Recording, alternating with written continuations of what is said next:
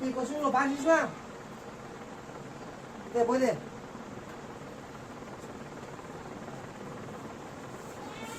জায়গায় কোশ্চেনটা, এগুলো সমস্ত কোশ্চেন ঘরে ঘরে ঘরে করতে হবে, বুঝতে পারলি না? আমি এ কটা করে দিচ্ছি একটু। বলছে একটি নির্দিষ্ট উষ্ণতায় একটি বদ্ধ পাত্রে অ্যামোনিয়াম ক্লোরাইডের বিয়োজন প্রদত্ত সাম্য অবস্থা গঠিত হয় NH4Cl সলিড থেকে NH3 আর HCl। যদি সাম্য মিশ্রণের চাপ মানে মোট চাপ এটা P এবং সাম্য ধ্রুবকের মান Kp হয়, তবে দেখাও যে P = 2 × Kp। Ammonium chloride NH4Cl solid, তাহলে কি করেছে বল? NH3 গ্যাস আর HCl গ্যাস, এই তো হয়। আচ্ছা,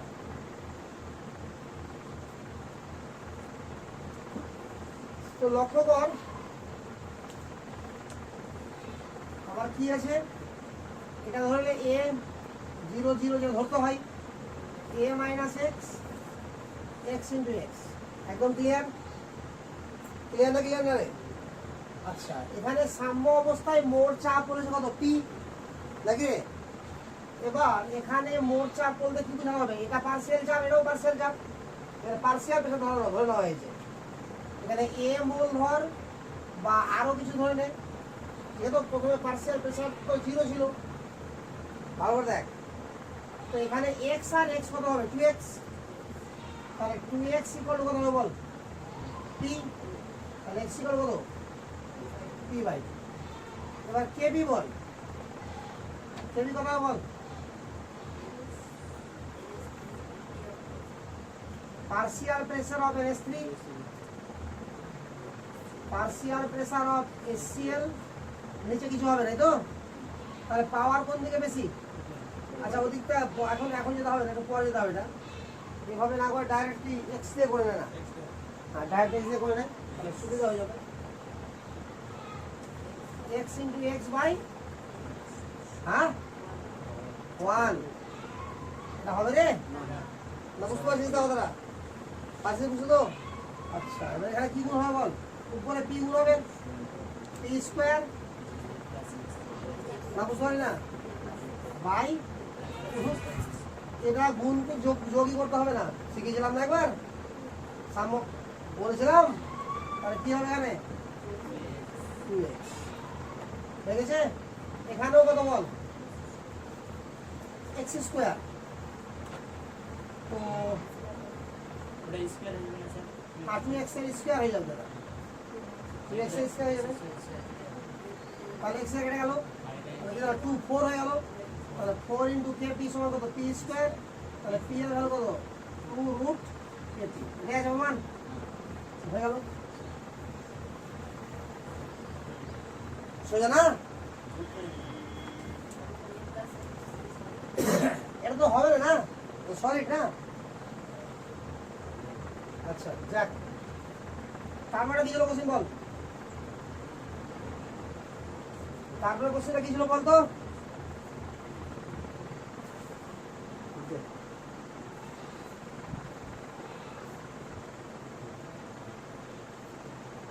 কোনটা কত নম্বর রে?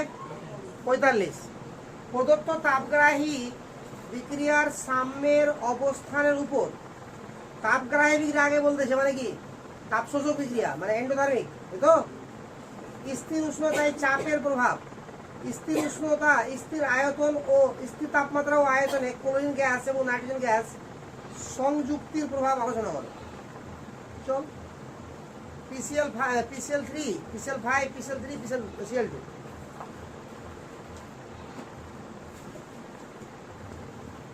PCl5, PCl3, PCl2 সবগুলো কি আছে বল? রিঅ্যাকশন তাপ শোষক, মানে কি হয়ে লাগবে? আরে বুঝা গেল? তাহলে উষ্ণতার প্রভাব আগে বলতে পারো। উষ্ণতার প্রভাব কি হবে বল? হ্যাঁ, কি বলেছিলাম? কোনো তাপগ্রাহী যদি বিক্রিয়া থাকে তাহলে তাপ যদি দিই আমরা, তাহলে এখানে এদিকে গেলে কি হচ্ছে, তাপ শোষিত হচ্ছে, দেখি রে, তাহলে ফরওয়ার্ড ডাইরেকশন যাবে। আরে যদি বিক্রিয়াটা তাপ দিয়ে ঘটানো যায়, তো যেহেতু বিক্রিয়াটা কি আছে, তাপগ্রাহী আছে, তাহলে বিক্রিয়াটা সেদিকে যাবে, যেদিকে গেলে ওর বাড়তি তাপটা কি হবে, প্রশমিত হয়ে যাবে। তাহলে কোন দিকে তাপটা প্রশমিত হচ্ছে বল, সম্মুখমুখী। দেখি এদিক থেকে এদিকে রিঅ্যাকশনটা উল্টো তাপ উৎপন্ন হবে, তাহলে এদিক থেকে দিয়ে গেলে কি হবে, তাপ শোষিত হবে। তাহলে তাপ যদি আমি দিয়ে ঘটাই, তো রিঅ্যাকশনটা সেই দিকে যাবে, যেদিকে গেলে বাড়তি তাপটা কি হবে, প্রশমিত হয়ে যাবে। কথা বোঝা যাচ্ছে? রিঅ্যাকশন কোন দিকে যাবে, ফরওয়ার্ড হয়ে গেল একটা অ্যান্সার।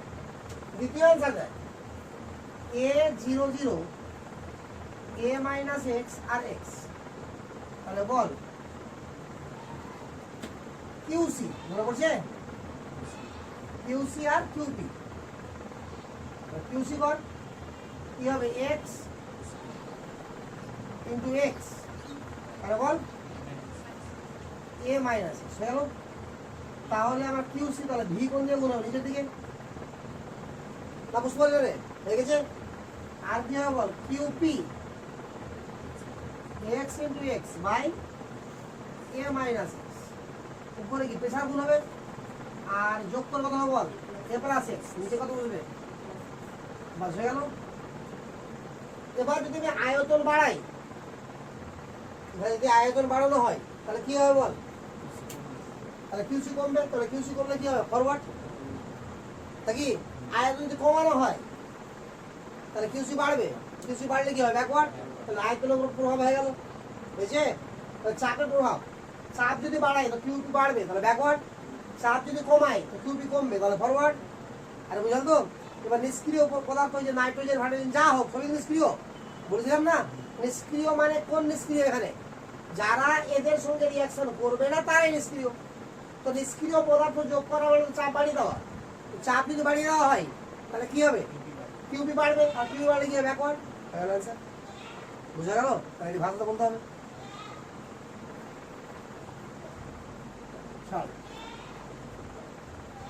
তো এই কোশ্চেন গুলো ঘরে বসে বসে করতে হবে একটু, বুঝতে পারলে কি না, নাহলে হবে না। ক্লোরিন বলা আছে যুক্ত করতে, ও তো নাইট্রোজেনটা নিষ্ক্রিয় গ্যাস হলো, আর ক্লোরিন কোন দিকে ছিল, প্রোডাক্টের দিকে, রিঅ্যাকশন ব্যাকওয়ার্ড হয়ে যাবে, বুঝতে পারলি না? চল এবার শুরু হবে আয়নিক ইকুইলিব্রিয়াম। খাতা খুল, শুরু কর। আয়নিক ইকুইলিব্রিয়ামটাই অ্যাকচুয়ালি খুবই ইম্পর্টেন্ট টপিক। আগে বলেছিলাম সব থেকে ইম্পর্টেন্ট টপিক হচ্ছে তোর গোটা 11-12 মিলিয়ে কেমিক্যাল বন্ডিং, তারপরে হচ্ছে আয়নিক ইকুইলিব্রিয়াম, এবং বিশাল বড় টপিকস। কেমিক্যাল ইকুইলিব্রিয়াম সব থেকে বড়, তারপরে বড় এটাই, ঠিক আছে? ইনফ্যাক্ট কেমিক্যাল বন্ডিং তো কোনদিন শেষই করা যায় না, যতটা বড় পড়েই যায়। তো আয়নিক ইকুইলিব্রিয়াম পয়েন্ট কর।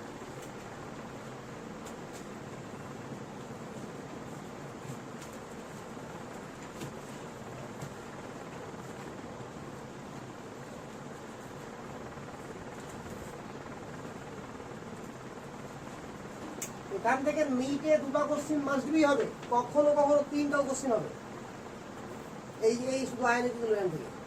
আর আয়নিক ইকুইলিব্রিয়ামটাকে ভালো করে জানার জন্য কেমিক্যাল ইকুইলিব্রিয়ামটাকে এত ডিটেইলসে শিখেছিলাম, কথা বুঝতে পারলি তো?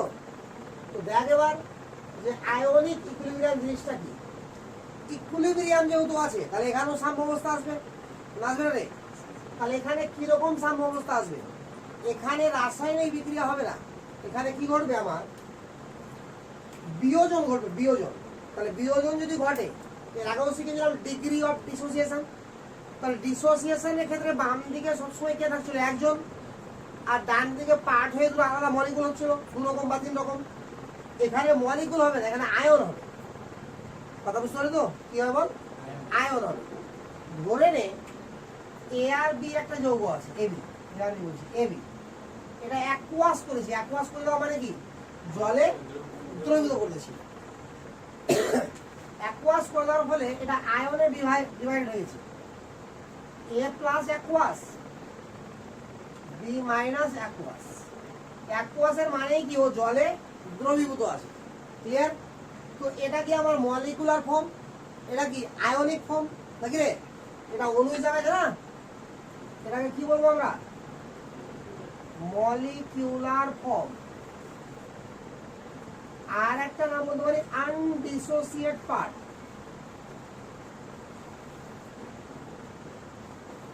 আনডিসোসিয়েট পার্ট এদেরকে বলা হবে আয়নিক ফর্ম। আয়নিক ফর্ম আছে না, আর এটাকে আর কি বলতে পারি? Dissociate part.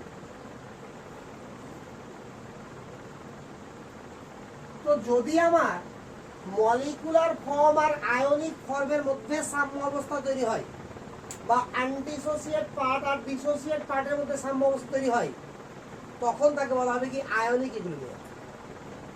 মানে আয়নের মধ্যে সাম্য অবস্থা হয়েছে না, তো এই ধরনের সাম্য অবস্থায় কি বলা হবে? Ionic equilibrium. ঠিক আছে? আয়নীয় সাম্য অবস্থা।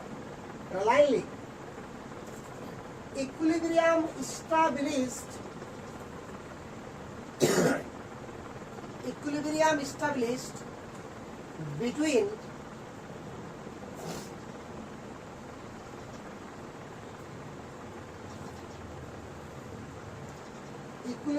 established between dissociate part.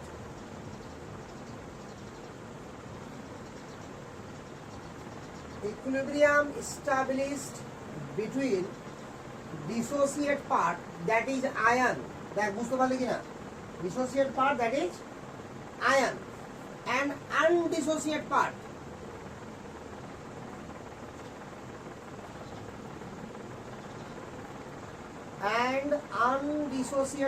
that is molecule.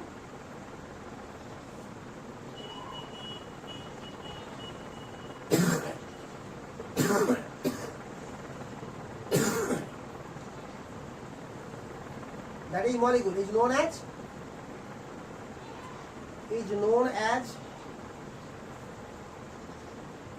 ionic equilibrium. Is known as ionic equilibrium.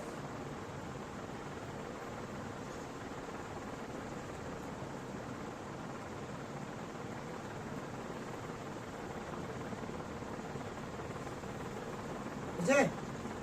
তার মানে আয়নিক ইকুইলিব্রিয়াম জিনিসটা কি বল? মলিকিউলের সঙ্গে তার আয়নগুলো যদি ইকুইলিব্রিয়ামে চলে আসে, তাহলে কি বলা হবে? Ionic equilibrium. বুঝা গেছে? আচ্ছা, যেহেতু ইকুইলিব্রিয়ামে আসতে হবে, তাহলে এরা 100% বিয়োজিত হতে পারবে কি? পারবে না। তাহলে ইকুইলিব্রিয়াম আসতে হলে এটাও থাকবে, এটাও থাকবে, তাহলে 100% বিয়োজিত হতে পারবে না। তো প্রথম কথা, যদি বিয়োজন না হয় তাহলে ইকুইলিব্রিয়াম হবে কি? হবে না। তাহলে সমস্ত সাবস্টেন্স, সমস্ত যৌগ কি বিয়োজিত হবে জলে? হবে না। তো যারা বিয়োজিত হবে না তারা জীবনেও আয়নিক ইকুইলিব্রিয়াম তৈরি করতে পারবে না। বুঝা গেল না? তাহলে আয়নিক ইকুইলিব্রিয়াম তৈরি করতে গেলে আমাকে মাস্ট বি কি হতে হবে? আয়নে বিয়োজিত হতে হবে। আরে ক্লিয়ার না? ক্লিয়ার না? ক্লিয়ার তো? তাহলে এই যে কারা বিয়োজিত হতে পারবে আর কারা পারবে না, এদের হিসাবে আমরা যৌগগুলোকে দুভাগে ভাগ করি, বা যে কোনো পদার্থকে দুভাগে ভাগ করি, এটার উপর বেস করি। যারা আমার বিয়োজিত হবে তাদেরকে কি বলি? ইলেকট্রোলাইট বা তড়িৎ বিশ্লেষ্য পদার্থ। দেখ পড়েই ছোট দে, বুঝলি? তড়িৎ বিশ্লেষ্য কাকে বলা হয়? যে সমস্ত যৌগ জলে দ্রবীভূত অবস্থায় বা গলিত অবস্থায় তড়িৎ পরিবহন করে। মনে পড়ছে না? তো তড়িৎ পরিবহন কি করে করবে? আয়নের মাধ্যমে। তড়িৎ পরিবহন কিভাবে করে বল? আয়ন উৎপন্ন করার মাধ্যমে। তাহলে ওরা আয়নিত হতে পারবে। আর যে সমস্ত পদার্থ জলে দ্রবীভূত অবস্থায় বা গলিত অবস্থায় তড়িৎ পরিবহন করতে পারে না, তাহলে কি বলা হয়? তড়িৎ অবিশ্লেষ্য বা নন ইলেকট্রোলাইট পদার্থ। বুঝা গেল? তো যারা নন ইলেকট্রোলাইট তারা জীবনেও আয়নিক ইকুইলিব্রিয়ামে আসবে? আসবে না। বুঝা গেল তো? তাহলে আয়নিক ইকুইলিব্রিয়াম আসতে গেলে আরো একটা শর্ত যোগ হলো কি? তড়িৎ বিশ্লেষ্য পদার্থ। বুঝা গেল না? তো classification of substance. Classification of substance. Classification of substance.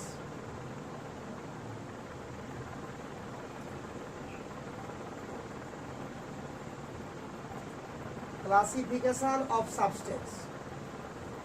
এক নম্বর লেখ ইলেকট্রোলাইট।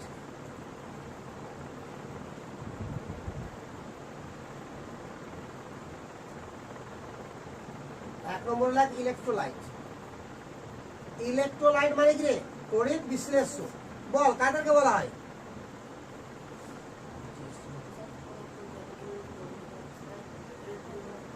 তড়িৎ পরিবহন করে। তো তড়িৎ পরিবহন করার মানে কি? আয়ন বিভক্ত, ডিসোসিয়েট হতে পারবে তো। তাহলে ওখানে লিখ, যেখানে লিখেছিস ইলেকট্রোলাইট সেখানে পাশে লিখ which dissociate into component ion, মানে আয়নে ডিসোসিয়েট হতে পারবে। Which dissociate into component ion.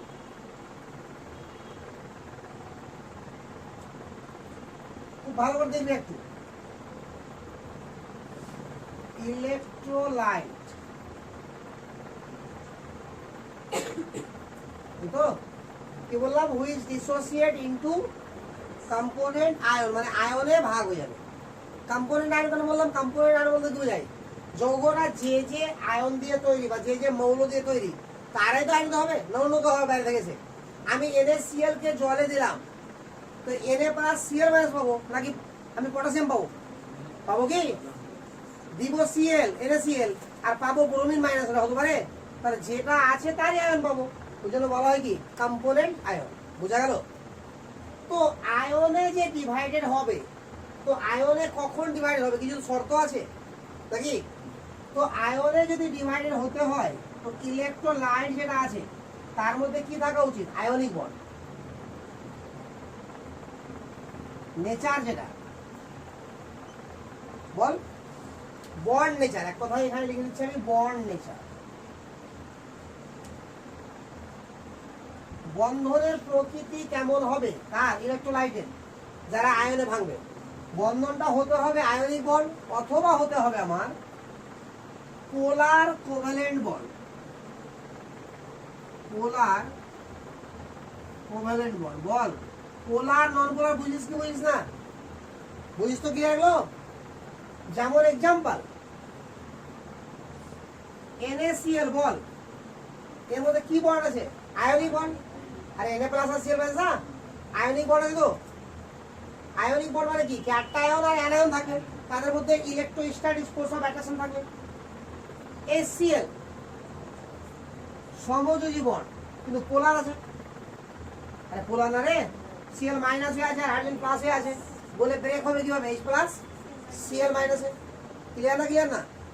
বুঝতে পারছিস তো? এমনকি জল পোলার। তাহলে এগুলো সবই কি হবে আমার? বল ইলেকট্রোলাইট। সবই কি হবে? ইলেকট্রোলাইট। 2 নম্বরে পয়েন্ট কর, নন ইলেকট্রোলাইট।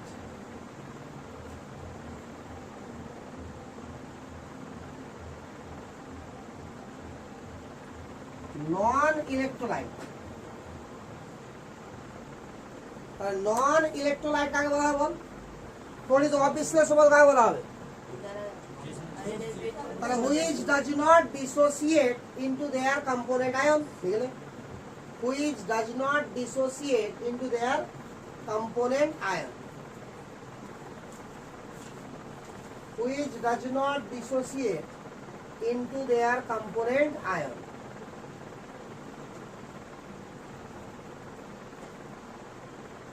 হয়েছে?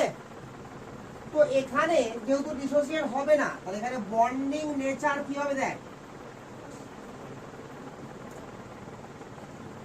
বন্ডিং নেচার বা বন্ড নেচার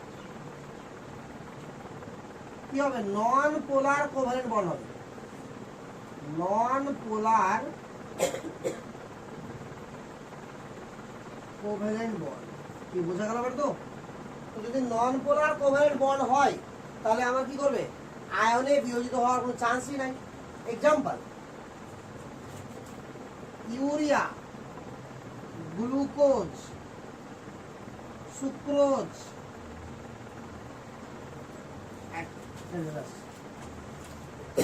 এরা কি আবার? বল নন ইলেকট্রোলাইট। এবার বল আমাকে পড়তে হবে আয়নিক ইকুইলিব্রিয়াম। তাহলে আয়নিক ইকুইলিব্রিয়াম কারা আসতে পারে? বল ইকুইলিব্রিয়াম মেইনটেইন করতে পারবে? ইলেকট্রোলাইট না নন ইলেকট্রোলাইট? তাহলে আমাকে পড়তে হবে কোনটা? তাহলে ইলেকট্রোলাইট আবার 2 রকমের হয়, মনে করে দেখ। তড়িৎ বিশ্লেষ্য পদার্থ 2 রকমের হয়, আর তীব্র আর মৃদু। তীব্র তড়িৎ বিশ্লেষ্য পদার্থ আর মৃদু আরে পরিস্থিতির মাধ্যমে কি হলো? তাহলে ক্লাসিফিকেশন অফ ইলেকট্রোলাইট, পয়েন্ট কর, ক্লাসিফিকেশন অফ ইলেকট্রোলাইট।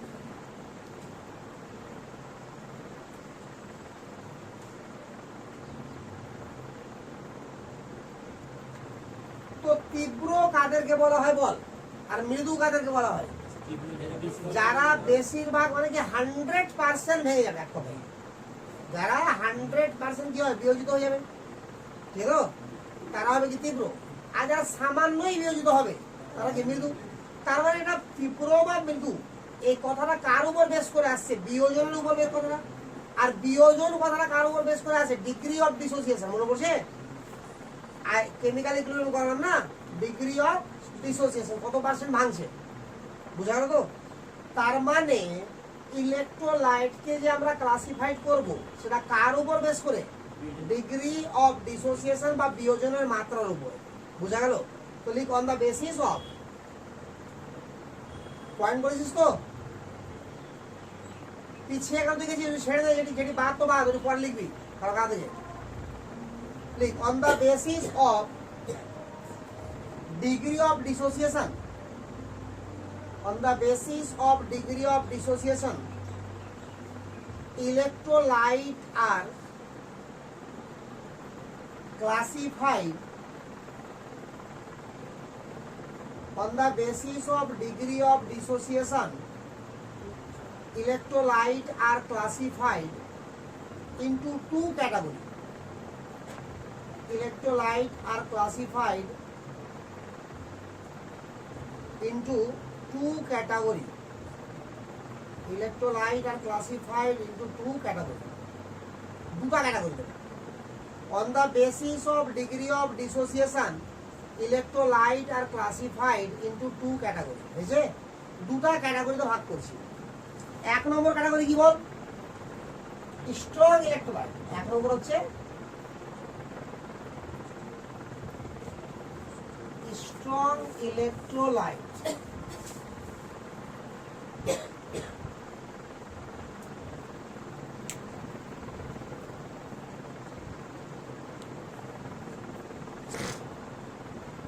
তাহলে স্ট্রং ইলেকট্রোলাইট কারা বল? 100% ডিভাইড হয়ে যাবে, ডিসোসিয়েট কি হবে? 100%, নাকি? তো লিখ ইলেকট্রোলাইট হুইচ আর 100% ডিসোসিয়েট। এখন বলে স্ট্রং ইলেকট্রোলাইট কে পাশে লিখে lane, electrolyte which are 100% dissociate.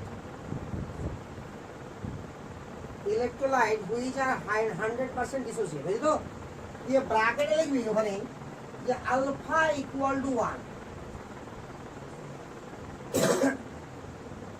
Alpha মানে কি? কত পার্সেন্ট ডিসোসিয়েট হচ্ছে? যে 30% হয় তো আলফা কত হবে? 30/100। তাহলে 100% হলে কত হবে? 100/100 মানে কি, বোঝা গেল না? বোঝা গেল না? তো ধরে নে এক্সাম্পল রূপে এটাই ধরে নে। আবার ধরা হলো এ বি অ্যাকুয়াস। খুব ভালো করে দেখবি জায়গাটা, একটু আস্তে আস্তে ঢুকছি চ্যাপ্টারের মধ্যে। এটা হচ্ছে আয়ন হয়ে গেল। তো এটা যখন টি ইকুয়াল টু 0 ছিল, এটা কনস্ট্যান্ট ছিল কি ছিল না? ধরলাম সি, এতদিন এ লিখলাম, সি লিখতে শুরু করলাম, তো 0 0 হয়ে গেছে। তাহলে এখানে কি হবে? C minus C alpha. আর নিয়মটা কি রাখা বল? সি মাইনাস সি আলফা, যেটা নিয়ম সেটা লিখে দেয়। T equal to T equilibrium C minus C alpha, এখানে কি লিখতে বল? C alpha C alpha. আরে এ মাইনাস এ আলফা লিখতিস কিনা? এবার বল আলফার ভ্যালু কত এখানে? তাহলে আলফার ভ্যালু যদি 1 হয়, খুব ভালো করে দেখ, তাহলে 0 হয়ে গেল, এটা সি হয়ে গেল, এটা সি হয়ে গেল। বুঝতে পারলে বলি না? তাহলে এই লাইনটা আমরা ফর্মুলাতে লিখবো না স্ট্রং এর জন্য? ডাইরেক্ট কি লিখবো? যে বাম দিকটা 0 হয়ে যাবে, নাকি? ওই জন্য বলা হয় 100% ডিসোসিয়েট। কিছু থাকলো পড়ে গিয়ে, আর শিওর না? শিওর না? লিখতে হবে।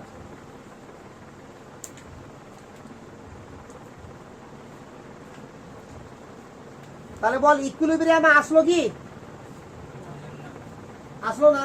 তাহলে টি ইকুইলিব্রিয়াম কথাটা হবে কি? টি ইকুইলিব্রিয়াম কথাটা হবে। তাহলে কি করবি? তাহলে যেটা টি ইকুইলিব্রিয়াম ছিল এটা তাহলে এখানে কারেক্ট না, আর ইকুইলিব্রিয়াম তখনই আসবে না যখন দুদিকে থাকবে।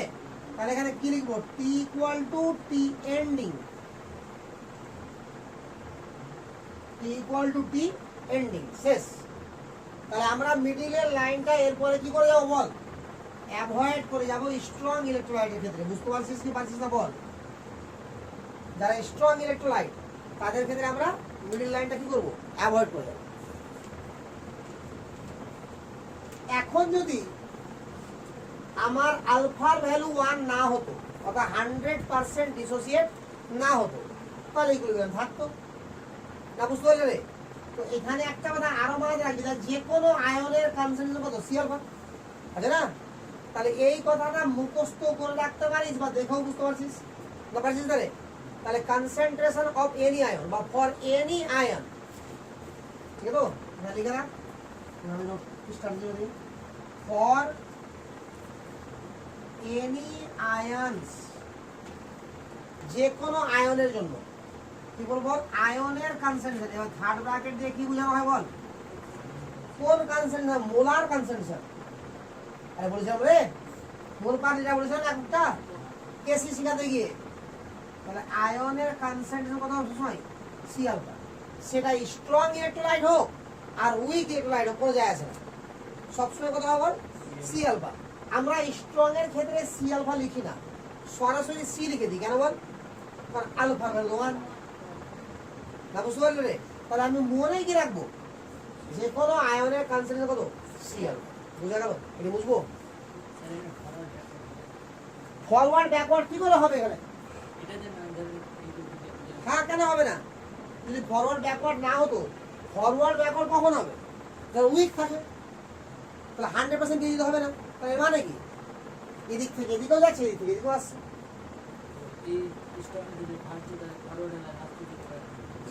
স্ট্রং এর ক্ষেত্রে না তো ব্যাকওয়ার্ড হবেই না, ইকুইলিব্রিয়াম তো আসবেই না এখানে। 100% বিয়োজিত হয়ে গেল, তাহলে আবার ইকুইলিব্রিয়াম মেইনটেইন হবে? আর ইকুইলিব্রিয়াম মেইনটেইন হতে গেলে রিঅ্যাকট্যান্টও লাগবে, প্রোডাক্টও লাগবে। না তো কোনোদিন রিঅ্যাকট্যান্ট শেষ হবে, না তো কোনোদিন প্রোডাক্ট শেষ হবে। এক কথায় রিঅ্যাকশন কোনোদিনও শেষ হবে না। বুঝা গেল না?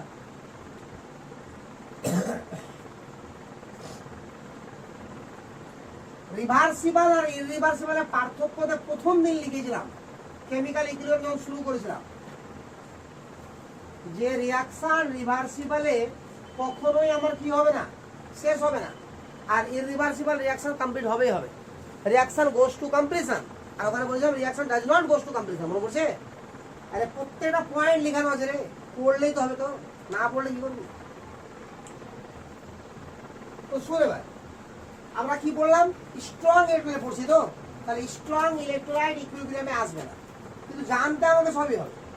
তো ইলেকট্রোলাইট রূপে আমরা কাদেরকে পাবো, জেনারেলি অ্যাসিড, বেস আর সল্ট। কাকে পাবো বল, অ্যাসিড, বেস আর সল্ট। তো আগে জান যে কারা কারা আছে স্ট্রং অ্যাসিড, কারা কারা স্ট্রং বেস, কারা কারা স্ট্রং সল্ট। যদি স্ট্রং ইলেকট্রোলাইট পয়েন্ট করেছি নাকি রে, স্ট্রং ইলেকট্রোলাইট যদি পয়েন্ট করেছি তো পয়েন্ট করে পার ওখানে, ওটার ওর নিচে নিচে নিয়ে যা, নতুন পয়েন্ট না, ওই 1 নম্বর পয়েন্টেরই ভাগ, স্ট্রং ইলেকট্রোলাইটের ভাগ। তো লিখে নেন এবিসি দিবি, ছোট হাতের এক দিবি। স্ট্রং অ্যাসিড, কোন কোন অ্যাসিডকে আমরা স্ট্রং অ্যাসিড বলবো, দেখে যা ভালো। অ্যাসিডের নাম আমরা অনেক শিখেছি কেমিক্যাল বন্ডিং এ, না শিখিনি রে? আমি কতগুলো অ্যাসিডের নাম বল ফটাফট। HClO3 ওপর দে, H2SO4, HNO3, HCl, HBr, HI। আরে বুঝা গেল? আমরা স্ট্রং অ্যাসিড রূপে এই কটা অ্যাসিডকে ভাববো। কথা বুঝতে পারলি না পারলি না? বাট এদের মধ্যে আমাকে ডিল করতে হবে, মানে গোটা আয়নিক ইকুইলিব্রিয়াম চ্যাপ্টারে আমাকে ডিল করতে হবে শুধুমাত্র সালফিউরিক অ্যাসিডকে নিয়ে আর হাইড্রোক্লোরিক অ্যাসিডকে নিয়ে। যদিও এই তিনটার মধ্যে স্ট্রং তো সালফিউরিক অ্যাসিড, বাট এই তিনটার মধ্যে স্ট্রং কিন্তু এই যায়, এই তিনটার মধ্যে স্ট্রংকে এই যায়, কিন্তু ডিল করতে হবে কাকে নিয়ে? HCl। তো আমরা পুরো চ্যাপ্টার শেষ করে দেবো, আমার কাছে দুটার বেশি অ্যাসিড আসবে না, ঠিক আছে? তো তাহলে চ্যাপ্টার ছোট্ট হয়ে গেল না? দেখ কত ছোট হলো, একটু বড় বুঝতে পারবি। 2 নম্বর হচ্ছে স্ট্রং বেস। স্ট্রং বেস কারা কারা স্ট্রং বেস? স্ট্রং মানে কি বল? 100% কি হবে? ডিসোসিয়েট হবে। দেখি রে,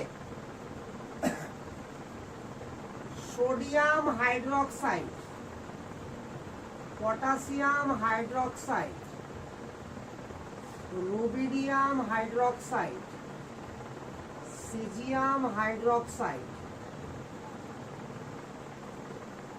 calcium hydroxide, strontium hydroxide, barium hydroxide. বাস এই 7টাকে আমরা মেনে চলবো কি? Strong base, but we deal with only 2।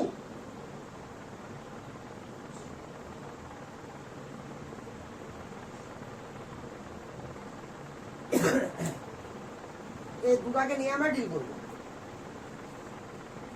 আর হয়েছে, চলে আয় 3 নম্বর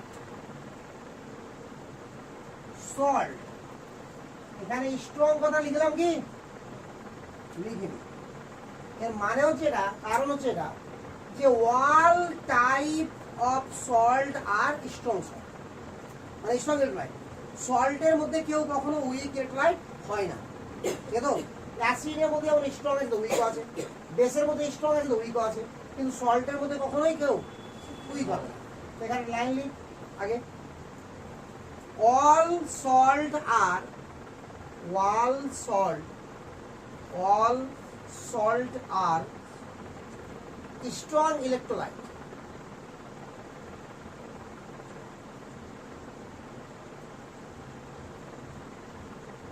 strong electrolyte, but we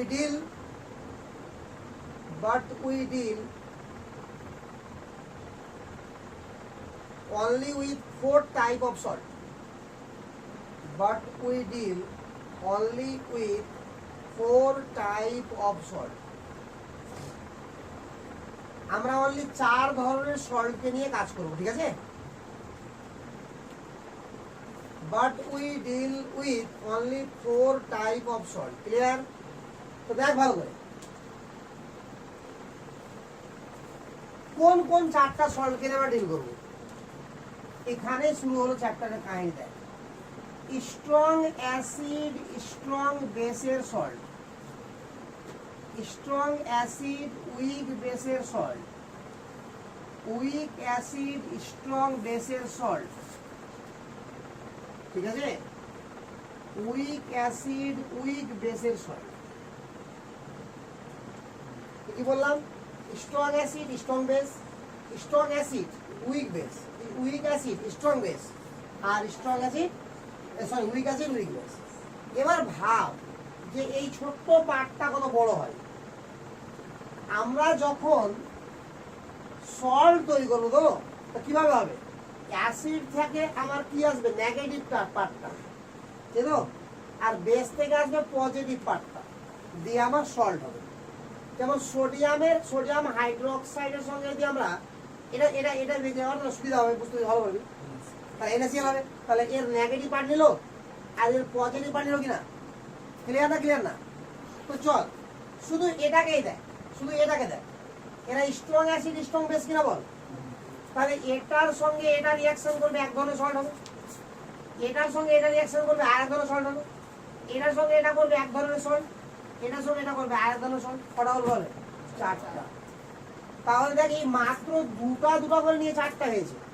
এখন যদি আমি সবটাকে নিয়ে কাজ করতাম, চ্যাপ্টার যদি এরকম হতো যে এরা সবাই স্ট্রং, এদিকে নিয়ে কাজ করতে হবে, এরা সবাই স্ট্রং বেস, এটা নিয়ে কাজ করতে হবে, তাহলে এটা কয়জনের সঙ্গে রিঅ্যাকশন করতো? 6 জনের সঙ্গে। তাহলে কয় রকম হতো? 6 রকম। এইভাবে প্রত্যেকবার 6 রকম হতো, তাহলে কত রকম হতো? 42। খালি এটাই ওদের তো পড়ে আছে, কথা বুঝতে হবে তো?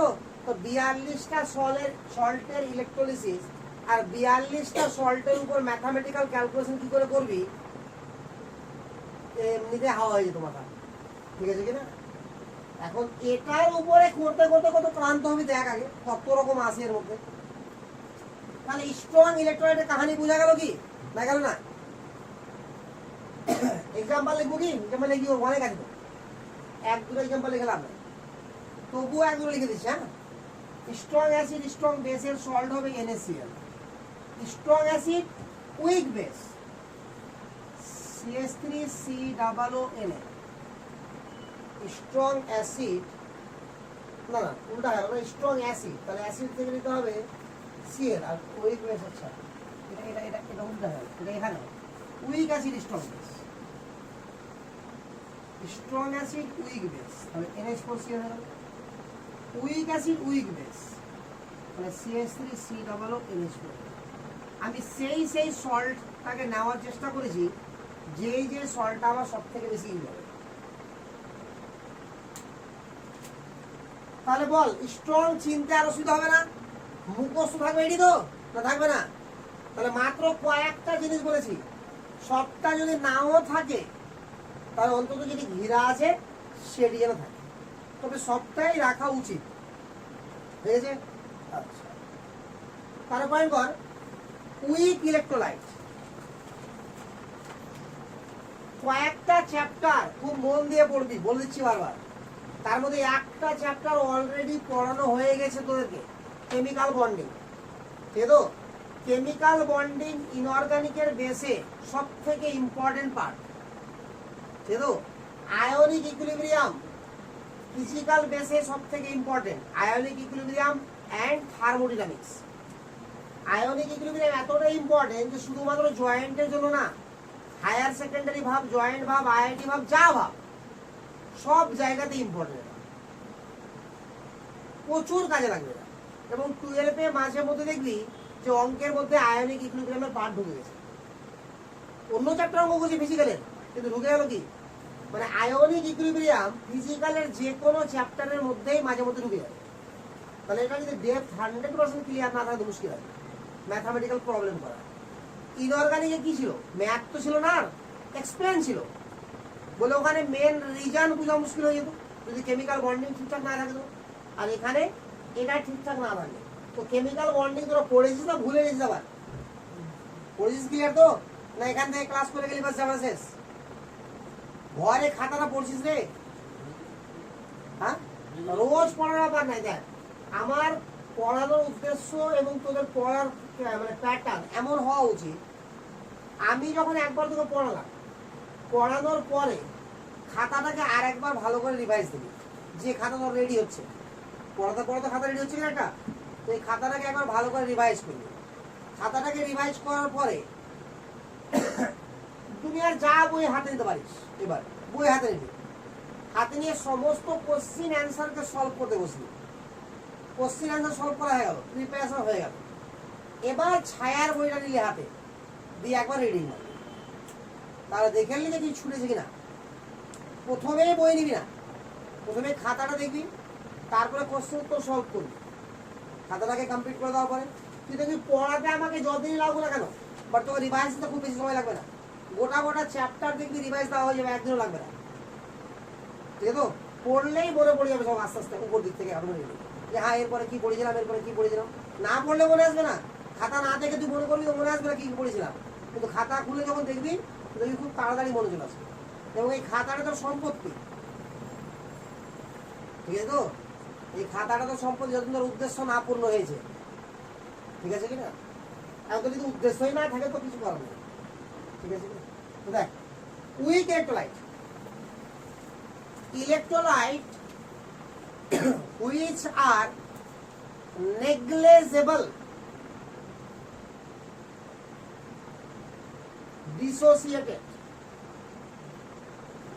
electrolyte which are negligible, dissociated into their component ion in aqueous solution। আর একবার বলছি, electrolyte which are negligible dissociated into their component ion, negligible dissociated into their component ion in aqueous solution.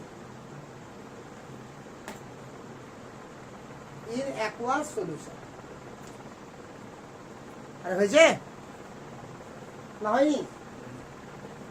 তাহলে ওখানে ব্র্যাকেটে আলফার ভ্যালু কত হবে লাগে? এক থেকে শুধু ছোটই না, খুবই ছোট। এক কথায় নেগলিজেবল ডিসোসিয়েট বলতে আমরা ন্যাচারালি বুঝি কি 5%-এর কম। তো ওগুলো ভাবতে হবে তোকে, ওগুলো ম্যাথমেটিক্যালি আস্তে আস্তে শিখে যাবি কত পার্সেন্টের কম। তাহলে ওখানে ব্র্যাকেট এভাবে লিখবি, আলফা মাচ লেস দেন 1, এভাবে লিখবি, দুবার লেস দেন। ব্র্যাকেট লিখবি আলফা মাচ লেস দেন 1, সংজ্ঞা রাখার পরে, বুঝতে পারলি না? এটাকে লেস দেন করতে হয় না, কি করতে হয় বল? মাচ লেস দেন, ঠিক আছে তো? আচ্ছা, তো এবার চলে আয় A B aqueous, A plus aqueous R B minus aqueous. Clear রে? এটা সি 0 0 কখন? যখন টি ইকুয়াল টু 0। এবার সি দিয়ে শুরু করতে হ্যাঁ। এবার এটা ইকুইলিব্রিয়ামে আসবে কি আসবে না? সি মাইনাস সি আলফা বল। এতটুকু ক্লিয়ার? আরে ক্লিয়ার না? ক্লিয়ার না? তাহলে এরাই হচ্ছে আমার এইভাবে যখন আসবে, তার মানে এখান থেকে এতটুকু জিনিস আরো ক্লিয়ারিটি চলে আসা উচিত যে আমার আয়নিক ইকুইলিব্রিয়ামে আমাকে মেইনলি ইকুইলিব্রিয়াম আসবে কাদের উপর বেস করে? উইক ইলেকট্রোলাইটের উপর বেস করে। স্ট্রং ইলেকট্রোলাইট কখনোই ইকুইলিব্রিয়াম নিয়ে আসতে পারবে না। বুঝা গেছে? তাহলে এবার পর উইক অ্যাসিড কারা, উইক বেস কারা, জিনিসটা তো বুঝতে পেরেছিস? স্ট্রং মানে 100% ডিসোসিয়েট হবে, কখনোই ইকুইলিব্রিয়াম মেনটেন করবে না। আর উইক মানে সামান্যই বিয়োজিত হবে, সামান্যই ডিসোসিয়েট হবে এবং অলওয়েজ কি করবে? ইকুইলিব্রিয়াম মেনটেন করবে। ক্লিয়ার?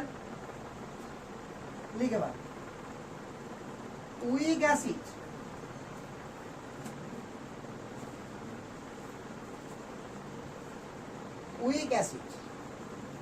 আছে তো অনেক অ্যাসিড যারা উইক অ্যাসিড, ঠিক আছে তো? অনেক অ্যাসিড আছে যারা উইক অ্যাসিড। আমি কয়েকটা লিখছি দেখ। HClO2 এরা হচ্ছে কি আমার উইক অ্যাসিড। HClO2, HClO3 বললেও হয়। HClO3, H2SO4 না হয়ে H2SO3। বুঝতে পারছিস তো?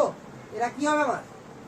বা নাইট্রিক অ্যাসিড না হয়ে তোর করতে পারিস H2SO5 ও করতে পারিস, H2SO5, HNO3, CH3COOH, formic acid H2OH। এরা আমার কি? হ্যাঁ, HNO3 লিখে যাবি, ও HN2 হবে তো, HN2 হবে। এরা আমার কি বল? Week acid. তার লিখি H2S। আমরা ডিল করব only this 3 type.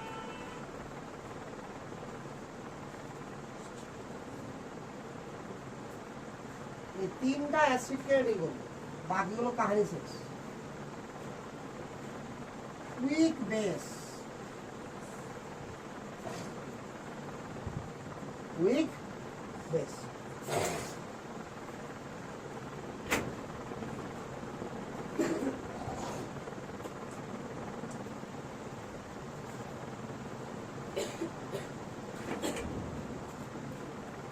Week base like ammonia, লিখ NH3, অ্যামোনিয়া বা NH3 লাইক NH3 লিখে রাখ।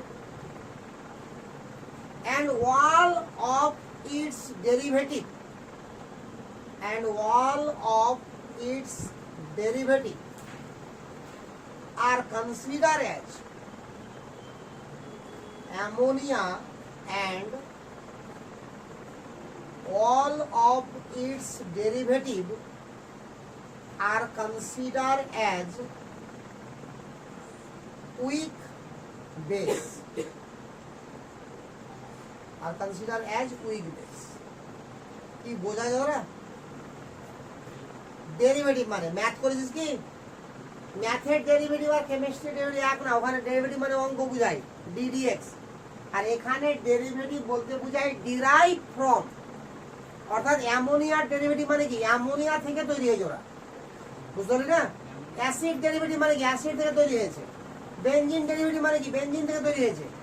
তাহলে এখানে কি বললাম, ammonia and all of its derivative. কিভাবে তৈরি হয়েছে দেখে নে, বল অ্যামোনিয়া কিভাবে লেখা যাবে, কি দেখতো?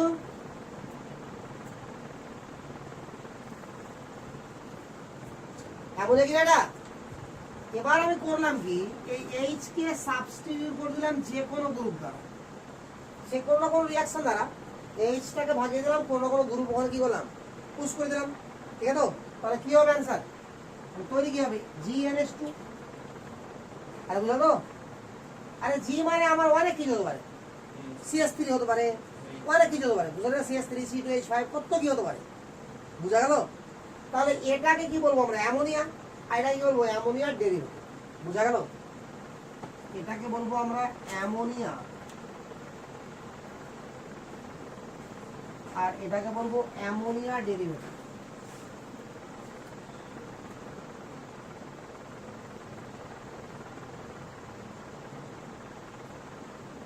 অ্যামোনিয়া অ্যান্ড অ্যামোনিয়া ডেরিভেটিভ, বুঝতে পারি তো?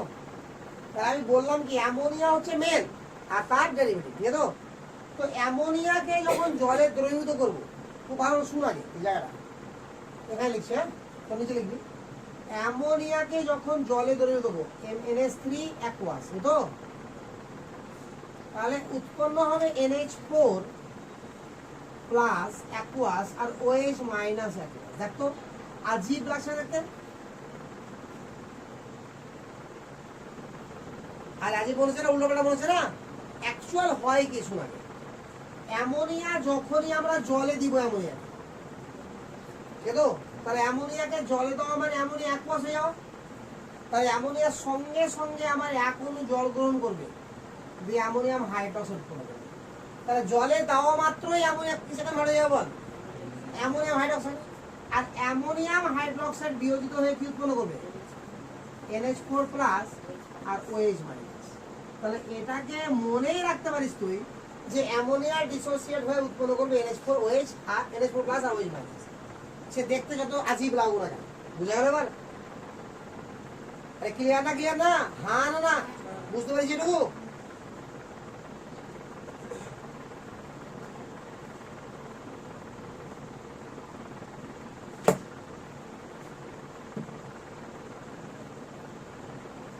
এখানে কতগুলো এক্সাম্পল লিখতে পারিস, যেমন ধরে নে CS3NH2 এক্সাম্পল একটা, যেমন ধরে নে PHNH2 ডট ডট ডট। আগে এগুলো হচ্ছে কি অ্যামোনিয়ার ডেরিভেটিভ। বল আগে, তাহলে weak acid weak base weak salt হবে কি, আগে তো বলেছি যে all type of salt are কি স্ট্রং ইলেক্ট্রোলাইট, তাহলে উইক সল্ট হবে না।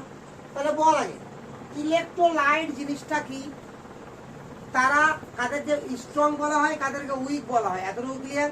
কারণ ইলেকট্রোলাইট ছাড়া আয়নিক ইকুইলিব্রিয়াম হবে না। আরে হবে কি, কারণ আয়নিক ইকুইলিব্রিয়াম হতে গেলে আয়নের ডিসোসিয়েট হতে হবে, আবার স্ট্রং ইলেকট্রোলাইট হলেও হবে না।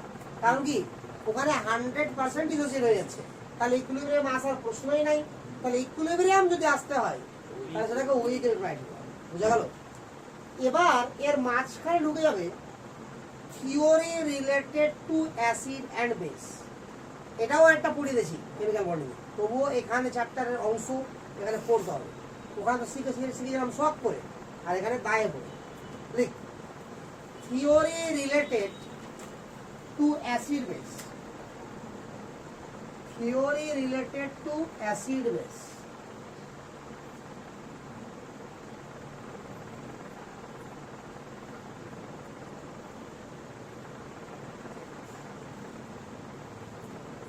Theory related to acid base.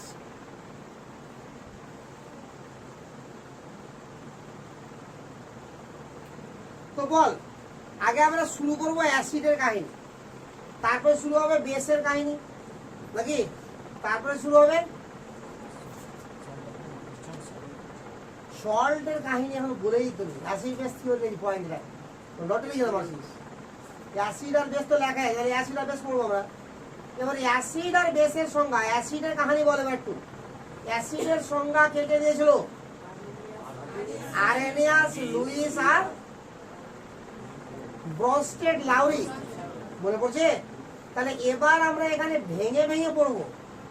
আরহেনিয়াসকে, Brønsted, তার লাউরি, তারপরে আসলো সেকেন্ডে, তারপর থার্ডে কে আসলো Luis.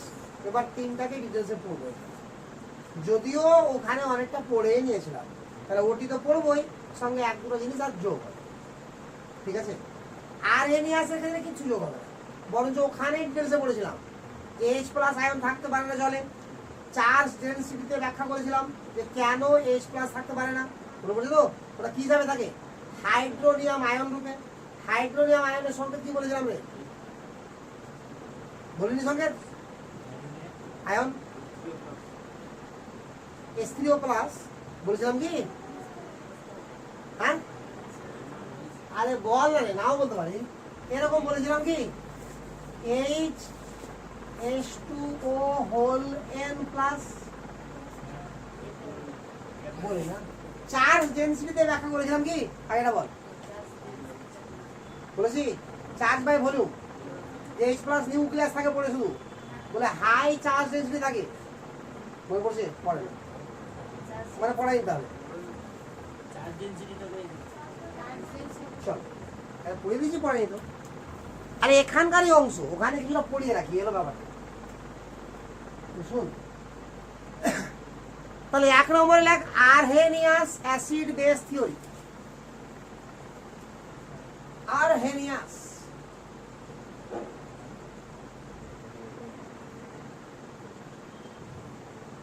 Arrhenius acid base theory.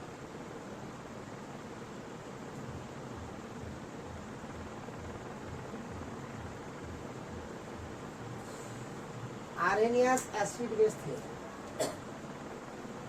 Click. First click. Arrhenius acid. Arrhenius acid.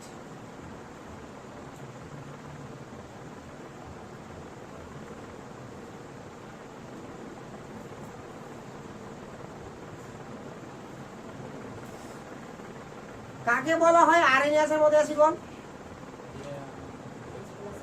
যারা জলীয় দ্রবণে বিয়োজিত হয়ে H প্লাস আয়ন দিবে তারাই আরহেনিয়াসের মধ্যে অ্যাসিড নাকি? তাহলে any substance which gives H plus ion in aqueous solution, লিখে না? Any substance which gives H plus ion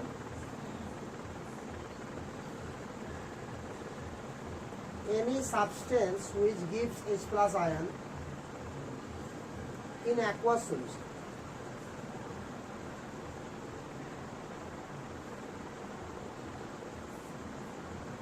In aqueous solution. বুঝে লাগা? শুনে দেখ, আমি বলেছিলাম বা না বলেছিলাম দেখে নে। H প্লাস আয়ন তো অন্য আর যে কোনো অ্যাটম যখন আয়নে কনভার্ট হয়, বিশেষ করে ক্যাটায়নে, তাহলে এক বা একাধিক ইলেকট্রন বর্জন করে। তো এক বা একাধিক ইলেকট্রন বর্জন করার পরেও ওর কোনো না কোনো কক্ষপথ থাকেই ইলেকট্রন বিন্যাস অনুযায়ী। ফর এক্সাম্পল ধরে নে সোডিয়াম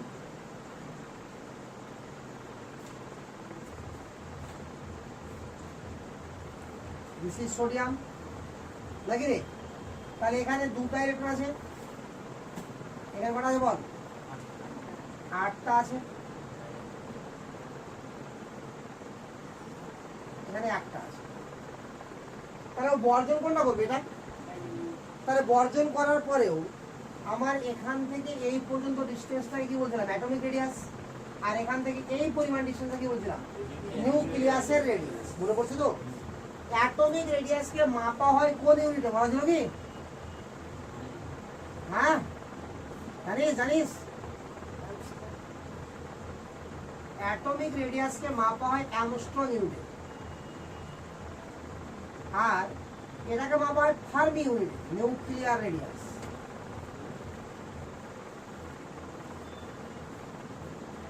কিসে মাপা হয়? ফার্মি। আর রিলেশনটা শুন, 1 অ্যামস্ট্রং সমান 10⁻⁻8 সেন্টিমিটার অথবা 10⁻10 মিটার। আর 1 ফার্মি ইকুয়াল টু 10⁻13 সেন্টিমিটার বা 10⁻15 মিটার। বুঝতে পারছিস তো? তাহলে নিউক্লিয়াসের তুলনায় অ্যাটম কত বড় বুঝা যাচ্ছে কি? বলছিলাম এর আগে, দেখ ভালো 10⁵ গুণ, বুঝতে পারছিস তো? এটাকে ধর বা এটাকে ধর, যেটা ধর 10⁵ গুণ না, 10⁵ মানে কি রে? 1 লক্ষ। সেন্টিমিটারেও যদি ভাবিস 1 লক্ষ সেন্টিমিটার মানে 1 কিলোমিটার নাকি রে? আরে 100 দিয়ে ভাগ করলে মিটার হলো, দুটো শূন্য চলে গেলো, আর 3টা শূন্য আছে, তাহলে 1 কিলোমিটার হলো না? 1000 মিটার সমান তো 10⁻1 কিলোমিটার। হ্যাঁ, তাহলে ব্যাপারটা হচ্ছে এরকম, কন্ডিশনটা কেমন দাঁড়াচ্ছে দেখ, যে ধরে যদি ইডেন গার্ডেনের মাঠে চলে গেলি, পিছে একটা সরষার ধান রেখে দিলি, ঠিক আছে? তো ওটা যদি আমার কি হয়, নিউক্লিয়াস হয়, তাহলে ওখান থেকে 1 কিলোমিটার দূর করে একটা বৃত্ত, আর অত দূর দূরত্ব কি? অ্যাটম। তাহলে অ্যাটম কত বড়? সেই অ্যাটমকে আমরা দেখতে পাচ্ছি না, তাহলে নিউক্লিয়াসে কি দেখবো? তার মধ্যে আবার পড়ছি আমরা কি, নিউটন প্রোটনের কাহিনী পড়ছি নাকি? তো যাই হোক, ব্যাপারটা এগুলো বলেছিলাম, এই তো। তো আমি যেটা বলতে চাই এখন, তো অ্যাটম H+ এর চার্জ ডেনসিটি খুবই হাই। এবার ভাব, চার্জ ডেনসিটি বলতে আমরা কি বলেছিলাম? চার্জ ডেনসিটি কেন হাই? দেখ, চার্জ ডেনসিটি বলতে বুঝেছিলাম আমরা চার্জ বাই ভলিউম। তো এই চার্জ ডেনসিটিটা লক্ষ্য কর, একটা অ্যাটম যখন এক বা একাধিক ইলেকট্রন গ্রহণ বা বর্জন করে, তো তার চার্জ কি হবে? একটা ইলেকট্রনের সঙ্গে সমান। দুটা ইলেকট্রন গ্রহণ করলে দুটার সঙ্গে সমান, তিনটা গ্রহণ করলে তিনটার সঙ্গে সমান, বর্জন করলে একই গল্প। পার্থক্য একটাই, গ্রহণ করলে নেগেটিভ চার্জ হবে আর বর্জন করলে পজিটিভ চার্জ হবে। একটা ইলেকট্রনের চার্জ কত? 1.6 × 10⁻⁻19 কুলম।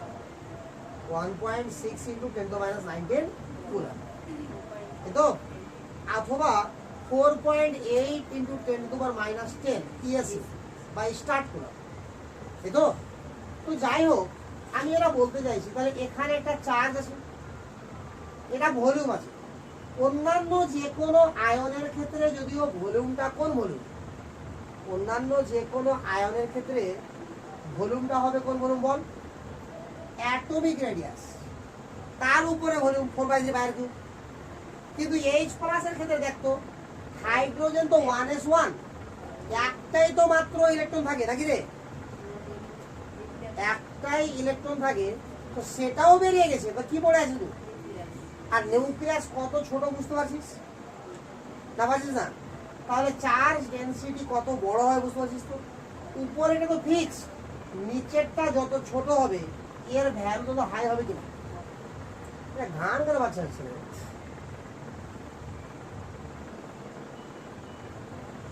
এক কাজ করতো, ওই দরজা লাগা, এটা খুল, চেপে যা। আর না থাকবি তো তোর পিছনে কত দরজা কথা গেল, নতুন না এখন।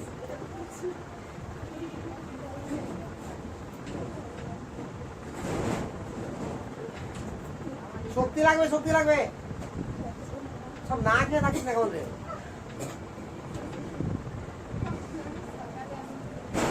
হ্যাঁ, এবার পেয়েছিস, তাহলে একটু হলেও আওয়াজটা কমবে। আর গানও বাজাচ্ছে, তো এমন গান বাজাচ্ছে যে শোনার ইচ্ছেই করে না, কি বলছে কিছু বোঝা যায় না।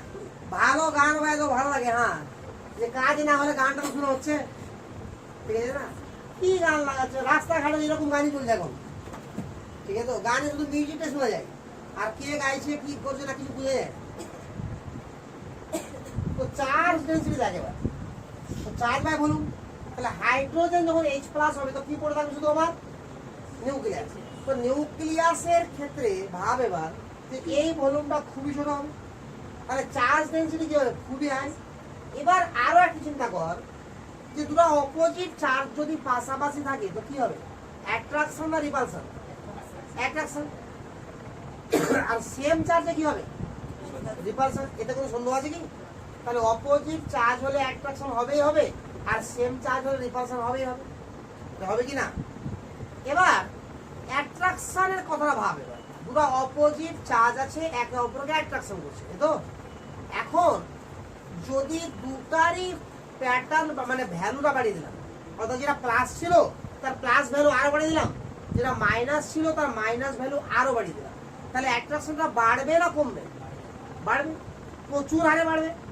যদি এরকম করে দিই যে একজনের চার্জকে বাড়িয়ে দিলাম আর একজনের ফিক্স রাখলাম, তাহলে অ্যাট্রাকশন বাড়বে না কমবে? ওখানেও বাড়বে, কারণ গুণ ফলের সমানুপাতিক দিতে হয়, নাকি রে? আর দুটাকেই কমিয়ে দিলাম তাহলে কমে যাবে, বা একটাকে কমিয়ে দিলাম একটা ফিক্স রাখলাম তবুও কমে যাবে। এই তো কাহিনী।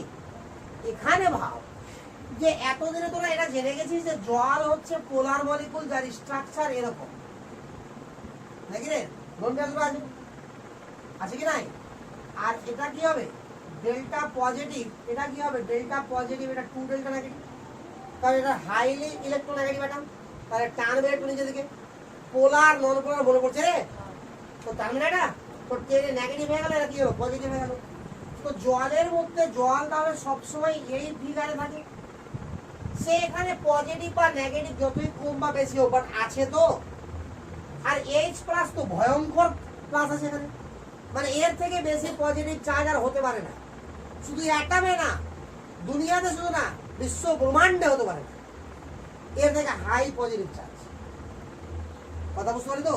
যদি হিসাব করে দেখিস যে পজিটিভ কত হবে তো তুই ঘাবড়ে যাবে। দেখে না এক মিনিট,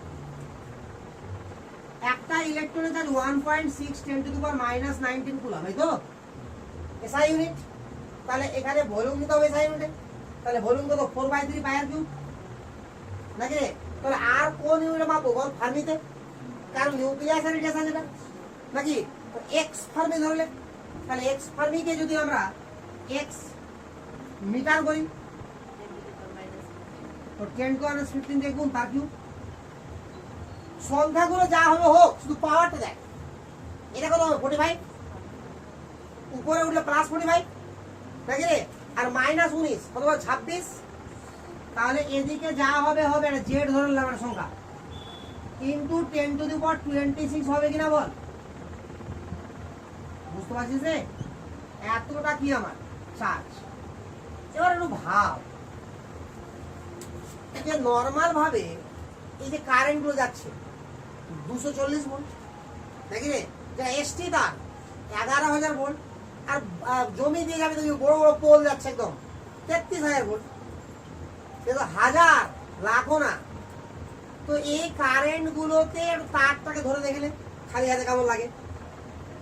তাহলে এখানে যদি এরকম ঝাটকা লাগে এখানে কি হবে?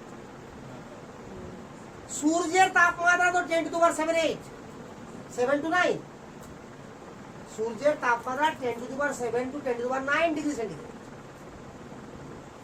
এটা চার্জ আছে, তাপমাত্রা নাই, বাট একটা প্যাটার্ন তো ওটাই ওরকমই। তাহলে ভাবতে পারিস কিরকম চার্জ আছে? পৃথিবীতে কেউ তৈরি করতে পারবে না এরকম চার্জ, কোনো উপায়েই পারা যাবে না। তাহলে কত ভয়ঙ্কর চার্জ, বুঝে যাচ্ছে কি যাচ্ছে না?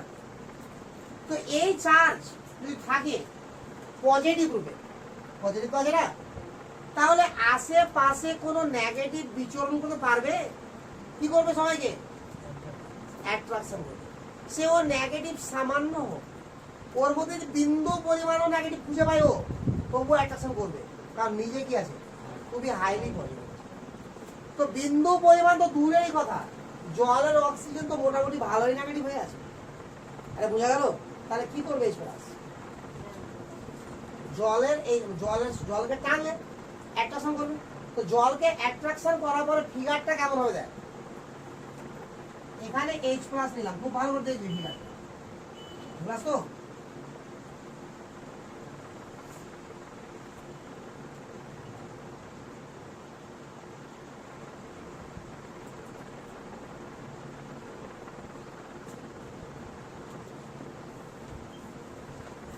এভাবে থাকবে, এবার এটার মধ্যে অ্যাট্রাকশন হবে একটা, হবে কি না?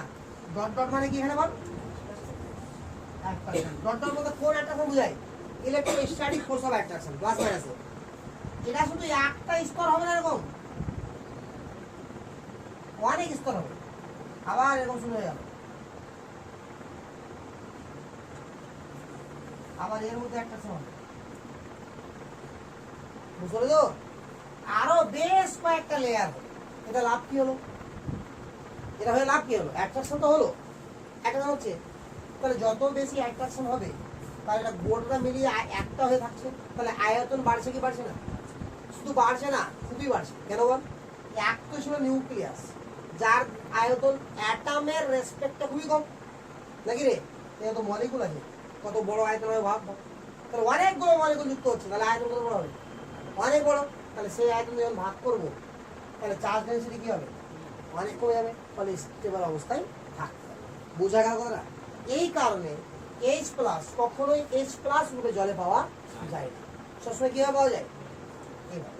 তাহলে কটা যুক্ত হবে একসঙ্গে বলা যাবে কি জল? অসম্ভব, বলা যাবে না। আর এটাকে বলা হয় কি, এই যে অবস্থাটাকে, এটাকে বলা হয় হাইড্রোনিয়াম আয়ন। Hydronium ion. এটাকে আর একটা কথা বলা হয় সলভেটেড প্রোটন। সলভেট এখানে জল, আর H প্লাস কি বলা হয়? প্রোটন। তাহলে সলভেটেড proton, সলভেটেড proton, সলভেটেড proton.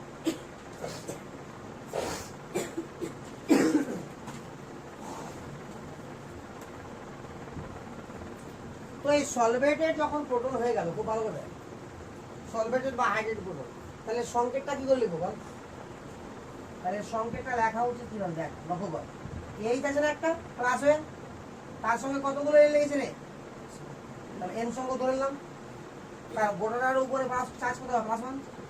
This is the hydrogen. ঠিক আছে? এই কোশ্চেনটা একবার এসেছিল, হ্যাঁ? আর H প্লাসটা গোটাটার উপরে আছে, মানে H প্লাস এখানে আছে। কি বলছিস বল? এটা হাইড্রোজেন আয়নের সংকেত। পরীক্ষাতে কিরকম এসে বলছি তোকে, বুঝবো?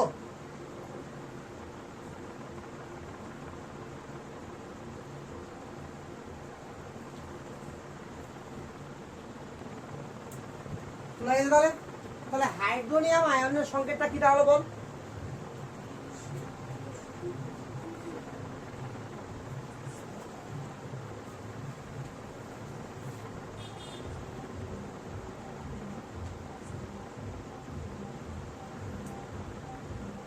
তাহলে ফাইনালি আমার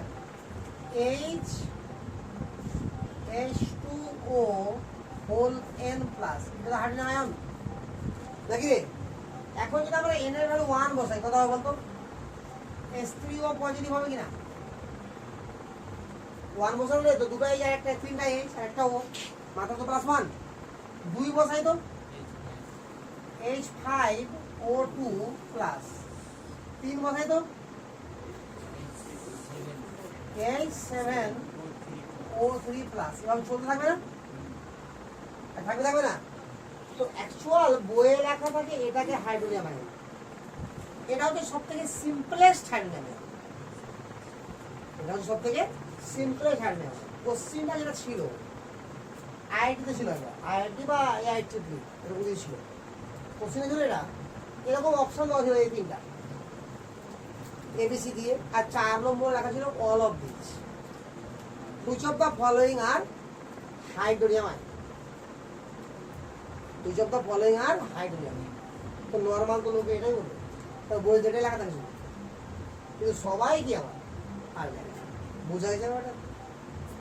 তো যাই হোক, অ্যাসিডের কাহিনী আছে আমার। আরএনএস এর মতে অ্যাসিড কি, চার্জ ডেনসিটি কি, H প্লাস থাকতে পারে না, কি হবে থাকে? হাইড্রোজেন আয়ন রূপে। তাহলে আরএনএস কে আরো ভালো বলে বলা হতো যদি এভাবে বলতো, যে সমস্ত সাবস্টেন্স বা যে সমস্ত যৌগ জলীয় দ্রবণে বিয়োজিত হয়ে H প্লাস আয়ন দেয়, যেটা জলীয় দ্রবণে হাইড্রোনিয়াম আয়ন রূপে থাকে, তো এটার নাম কি? সলভেটেড প্রোটন বা সলভেটেড হাইড্রোজেন বলতে পারিস। এটা লিখে দিলাম না, সলভেটেড প্রোটন, ওখানে একটা ওয়ার্ড লিখে দিলাম সলভেটেড হাইড্রোজেন। সলভেটেড প্রোটন, হাইড্রোনিয়াম আয়ন বা সলভেটেড প্রোটন বা সলভেটেড হাইড্রোজেন।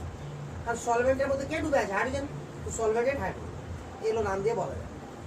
তাহলে acid are those substance which gives H+ ion which are present at water in hydronium ion. যেটা জলের মধ্যে থাকবে কি রূপে? Hydronium ion. ক্লিয়ার? এবার চলে আয় অ্যাসিডের ক্ষার গাদাইটা মনে পড়ছে? ছোটতে সব পড়েছিস তোরা, এখন মনে করা লাগবে যে কোনো অ্যাসিডের একটা অণু জলীয় দ্রবণে বিয়োজিত হয়ে যতগুলো H+ আয়ন দেয় সেই সংখ্যাকে কি বলা হয়? ক্ষার গাদাইটা। পড়েছিস না পড়েছিস এলো? কোনো অ্যাসিডের একটা অণু জলীয় দ্রবণে বিয়োজিত হয়ে যত সংখ্যক H+ আয়ন দিবে সেই সংখ্যাটাকে কি বলা হয়? তার ক্ষার গাদাইটা। তো যদি একটা দেয় তো ক্ষার গাদাইটা এক, তো তাকে বলা হয় মোনোপ্রোটিন বা মোনোবেসিক। দুটো দেয় তো ক্ষার গাদাইটা দুই, তাকে বলা হবে ডাইবেসিক বা ডাইপ্রোটিন। তিনটা দিলে ট্রাইবেসিক বা ট্রাইপ্রোটিন। আরে বুঝা গেল? তাহলে মোনোবেসিক বা মোনোপ্রোটিক, বুঝতে পারি তো? এর মানে কি? মোনোবেসিক বেসিক অ্যাসিড আর monoprotic acid, 1 H+ ion given from 1 molecule, নাকি রে? 1 H+ ion produce from 1 molecule in aqueous solution। ঠিক আছে? তাহলে লিখেন একটু। এক নম্বর লিখ মোনোবেসিক আছে, এক নম্বর ধরবে, এক নম্বর কত নম্বর বলবি? এরকম এক দিতে হবে। আর এখানে কি পয়েন্ট করেছিল বলতো? আরএনএস অ্যাসিড বেস করেছিল না, যে এক নম্বরে আরএনএস অ্যাসিড লিখেছিলি নাকি? এখন তো ব্রহ্মস্থানে আমি আসিনি, আর আরএনএস বেসই তো ঢুকিনি এখন। বুঝলো?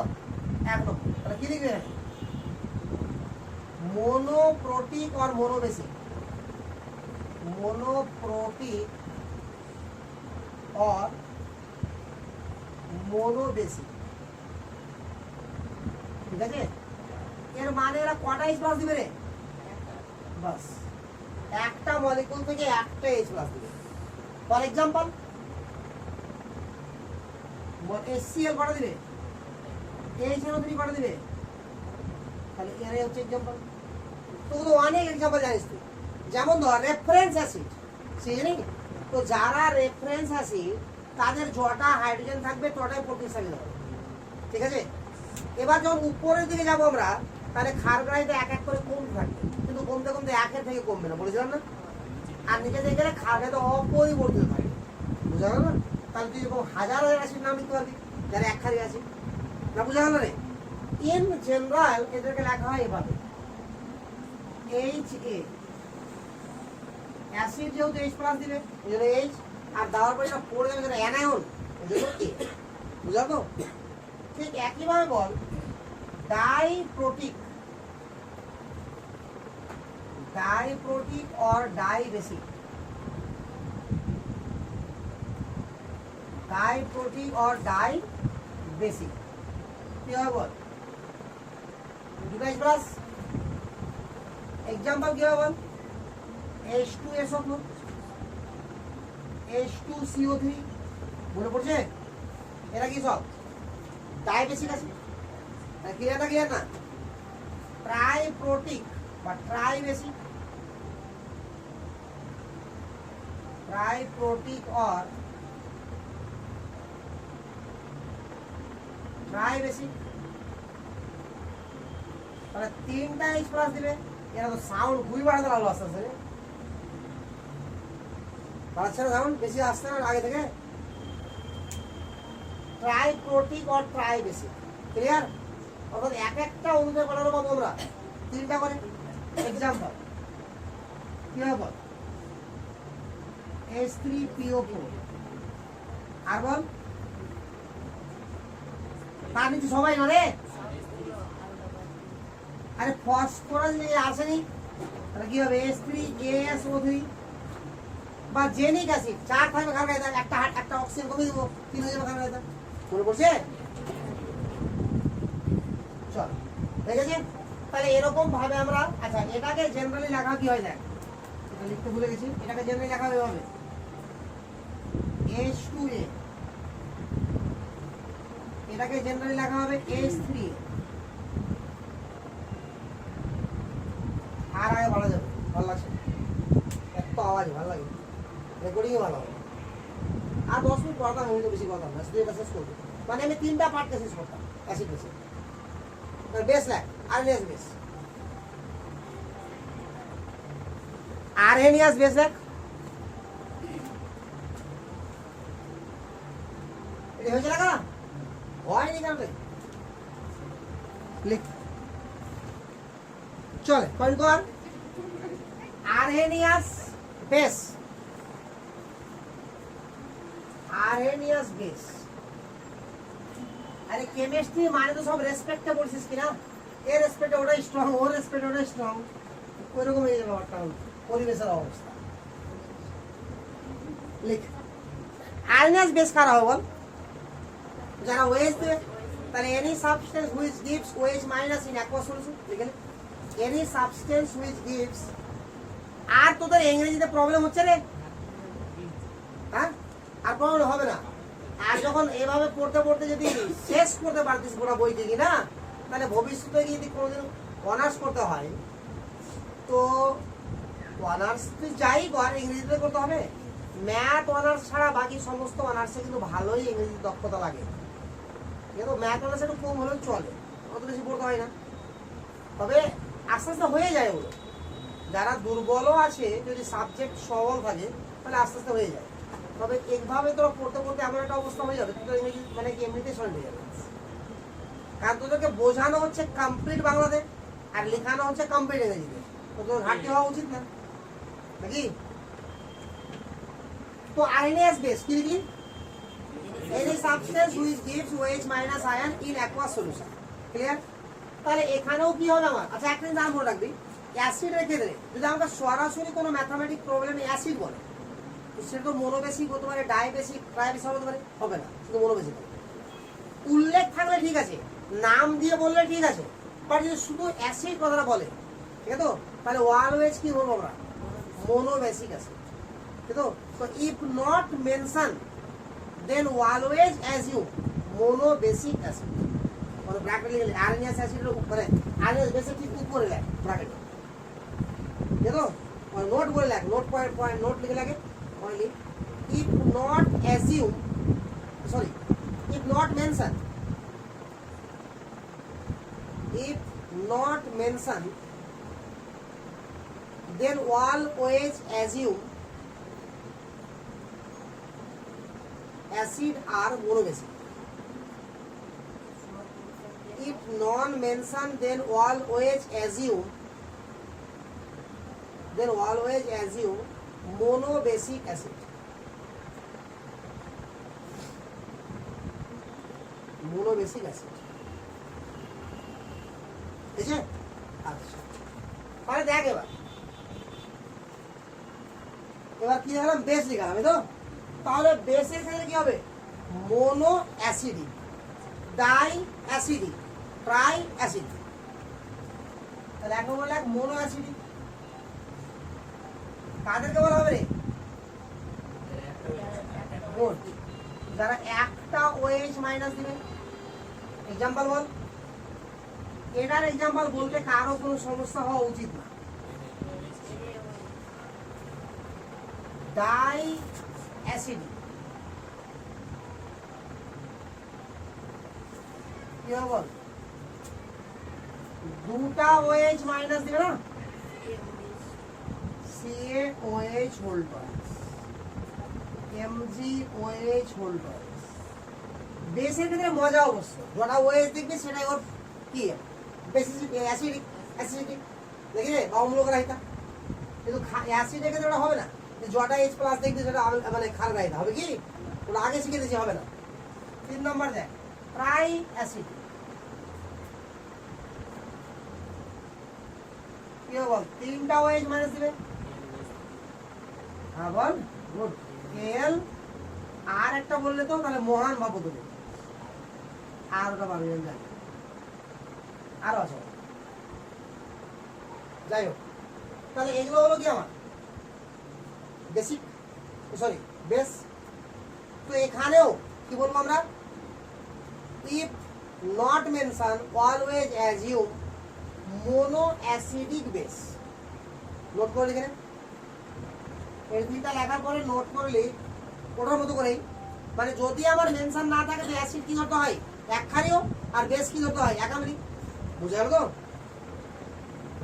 পুরাই হয় না, বুঝছে? তো লিখ নিচে ইফ নট মেনশন, নোট করে লিখে নে, if not mention always assume, if not mention always assume monoacidic base। হ্যাঁ বেস তো এটা না, ওরা অ্যাসিড না, এটা মোনোঅ্যাসিডিক বেস। বুঝা গেছে? দেখ এতগুলো ধারণা তো আমার লাগবেই, লাগবে না তো হবে না চ্যাপ্টার পড়া। বাট অ্যাকচুয়াল চ্যাপ্টার থেকে কোশ্চেন থেকে শুরু হয় নেক্সট পার্ট থেকে, অর্থাৎ আরএনএস থেকে না, ব্রনস্টেড লাউরি থেকে শুরু হয় কোশ্চেন অ্যান্সার আসে। এবং এখানে এই চ্যাপ্টারের মেন থিমস হচ্ছে পিএইচ, পিএইচ ক্যালকুলেশন করা। এই যে তোরা পড়িস নি যে পিএইচ 7 হলে প্রসঙ্গ, পিএইচ 7 কম হলে অ্যাসিডিক, 7 বেশি হলে বেসিক, এগুলো বের কি করে করবো? বিভিন্ন সল্টের, বিভিন্ন অ্যাসিডের, বিভিন্ন বেসের কি করে বের করবো? এটাই হচ্ছে এই চ্যাপ্টারের মেন থিম। আগে কি করবে মানে এক কথায় অ্যাসিড বেসকে একেবারে ডিটেলসে জানার নামই কি আয়নিক ক্যালকুলেশন। বুঝলো তো? এখানে শুধু ইকুইলিব্রিয়াম নামের ইকুইলিব্রিয়াম, ইকুইলিব্রিয়াম দিয়ে সবকিছু হবে না। এখানে ইকুইলিব্রিয়াম ছাড়াও অনেক বড় বড় পার্ট আছে এখানে, ঠিক আছে তো? কিন্তু ব্যাপারটা হচ্ছে ওই যে ম্যাক্সিমাম পার্টকে শুরু হবে কোত্থেকে? ইকুইলিব্রিয়াম, বুঝতে পারলি তো? এবং এখানে তোর অনেক অনেক অনেক বড় পার্ট এটা, যদিও তোদেরকে আমি মোটামুটি আপ টু মিড পর্যন্ত কভার করবো, ঠিক আছে তো? তারপরে আরো আসে, ঠিক আছে? আইআইটি পর্যন্ত চেষ্টা করবো না, নিট থেকে একটু বেশি করবো। আইআইটি পর্যন্ত করলে আবার শেষ হতে চাইবে না, আর একটা আইআইটি পর্যন্ত করেছি কেমিক্যাল বন্ডিংটা, নাকি সবগুলো আইআইটি পর্যন্ত করে লাগ, ওটা খুবই দরকার ছিল বলে করেছি। মানে 11 টপিকসের মধ্যে ফার্স্ট ইম্পর্টেন্ট হচ্ছে ionic equilibrium, sorry chemical bonding, second হচ্ছে আয়নিক ইকুইলিব্রিয়াম, থার্ড হচ্ছে জিওসি, ফোর্থ হচ্ছে থার্মোডাইনামিক্স। এই চারটা চ্যাপ্টার যদি তোর ক্লিয়ার থাকে একদম নিখুঁত ভাবে, তাহলে 12 কেমিস্ট্রিতে বিন্দু মাত্র সমস্যা হবে না, খুবই ইজি লাগবে। আর এই চারটা যদি ক্লিয়ার না থাকে তো 12 কেমিস্ট্রি 11 তো ভুগবি 12 ভুগবি, আর সঙ্গে তোকে স্বপ্ন দেখা বন্ধ করতে হবে জয়, কোনো চান্সই নাই। কারণ এই চারটা চ্যাপ্টার যেখানে আয়নিক ইকুইলিব্রিয়াম 2টা থেকে 3টা কোশ্চেন হবে, কেমিক্যাল বন্ডিং এর একই অবস্থা, 2টা থেকে 3টা কোশ্চেন হবে, থার্মোডাইনামিক এবং কেমিক্যাল কাইনেটিক্স 12 একটা পার্ট আছে, আর পুরো মিক্সচার হয়ে কোশ্চেন হয়, 3টা কোশ্চেন হবে ওখান থেকে। জিওসি ছোট্ট একটা পার্ট, 3টা কোশ্চেন হবে। অর্থাৎ এভাবে আমরা কেমিস্ট্রি যদি নিটের 45টা কোশ্চেনে ডিভাইড করি কিনা, তো 34টা কোশ্চেন হয়ে যায় মোটামুটি 14 থেকে 15টা চ্যাপ্টারে। আর বাকি কোশ্চেনগুলো 36টা কোশ্চেন 14 থেকে 15টা চ্যাপ্টার হবেই ওটি, আর বাকি চ্যাপ্টার থেকে কোশ্চেন কম। তার মানে কি কিছু কিছু চ্যাপ্টার থেকে কোশ্চেনই আসবে এরকম হবে, কিন্তু কোনটা থেকে আসবে না কেউ জানে না। ওই জন্য নিখুঁত যেটি আসবেই, যেটি ওটিকে তো জিজ্ঞাসা করা উচিত, তাহলে কোথা থেকে কি হবে, ঠিক আছে তো? আর এখন যদি তোরা ভাবিস যে আমরা হায়ার সেকেন্ডারি আগে দিব তারপরে নিটকে নিয়ে ভাববো, তাহলে আর হবে না। এই যুগে একই সঙ্গে ভাব, যা শিখেননি কমপ্লিট শিখেননি, কোন রকম আর ধান্দা থাকবে না। নিটের কোচিংটাকে তোকে আসমান জামিন পড়াবে। আরে আমরাই যখন কোচিং করাই নিটের, তখন এটাই পড়াও না, তোকে যতটা ডিটেলসে করানো হলো কেমিক্যাল বন্ডিং, যতটা শুরু করলাম এটা এই ডিটেলসে করাবো, ঠিক আছে কিনা? হ্যাঁ, তোকে যখন রেডক্স করেছি ওটা নিতে পড়া হয়নি, তোকে যখন মোল কনসেপ্ট করেছি ওটা নিতে পড়া হয়নি, ঠিক আছে? ওটা একদম পিওর হায়ার সেকেন্ডারি আছে, ঠিক আছে? তবে মোল কনসেপ্টটা একটা ডিটেলসে করা উচিত ছিল। হ্যাঁ, যাই হোক, এখন গান আমার বন্ধ হয়ে গেল, ছাড় হোক, যাবো বাদ